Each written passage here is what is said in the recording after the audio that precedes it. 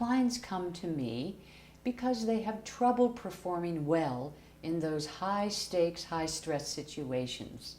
These are situations such as sales calls, job interviews, meetings with really important clients, or public presentations. Now you might wonder, why should somebody have trouble performing in those kind of situations? Well, really it can be summed up in one word: perception. You see, if you perceive a situation as threatening, your brain releases a particular chemical cocktail that undermines your ability to perform. Now, what's really interesting is that if you see the same situation as neutral or positive, your brain releases a different chemical cocktail that allows you to perform well. So, in some ways, the solution is to see situations in a neutral or positive light. But the thing is, we're always creating stories, and often those stories are negative. We create stories about what has happened in the past, what is happening in the moment, or what we imagine will happen in the future. And often those stories are negative. Also, we're often not even aware of it because it's so automatic that we create these stories, but they do indeed undermine our performance. But there is a way around this, and it's as simple as asking yourself, what's my story?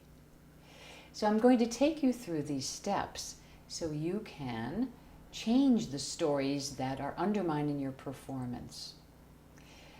Let's come up with an example, shall we? This is a pretty typical example. Let's say that you are preparing to give a talk. This is a talk to a bunch of VIPs. It's a very big deal, but you've been invited to do it.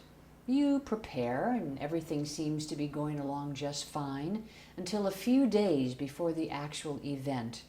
Then what happens is you find your stomach churning and your anxiety level is going through the roof. Why? It's because of what you're telling yourself, this internal conversation you're having with yourself, your story. So, the first step is to ask yourself, what's my story? So what is it? Write it down. The reason you write it down is so you create a little more objectivity and distance from the emotional impact of the negativity of the story.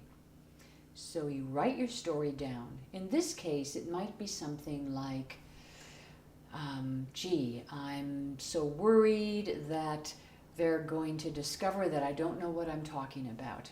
I know I'm going to stumble over my words.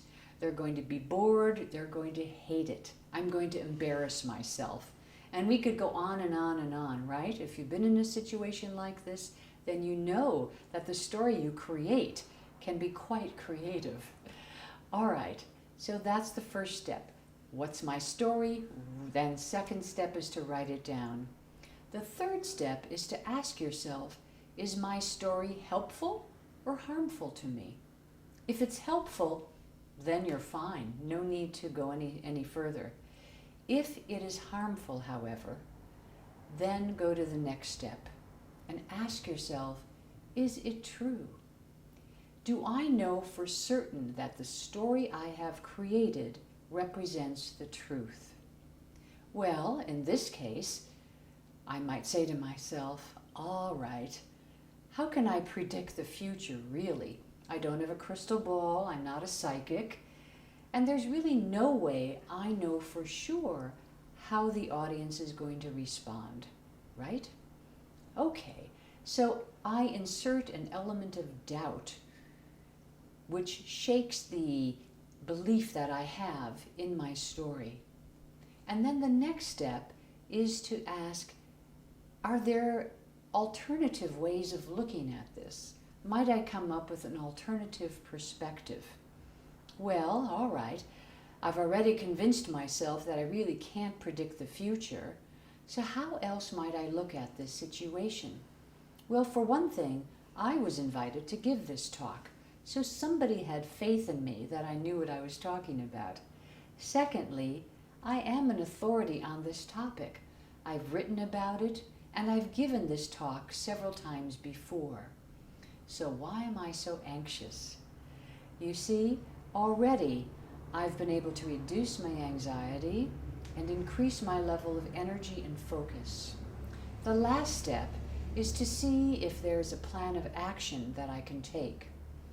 Well, I might say to myself, okay, because I have been so anxious, maybe I need to spend a little more time preparing, rehearsing the talk.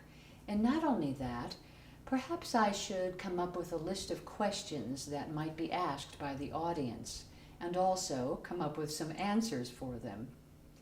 You see, winning is the science of being totally prepared, and I want to make sure that I'm as prepared as I can be. So to recap, if in the future you find yourself feeling especially anxious or worried about something that has happened or that you imagine will happen in the future or that's happening right now, follow these steps. Ask yourself, what's my story? Second, ask yourself to write it down. Third, ask yourself, is my story harmful or helpful to me? Fourth, ask, is it true? How do I know for certain that my story represents the truth? Next, come up with an alternative explanation or an alternative perspective. And last, create your plan of action.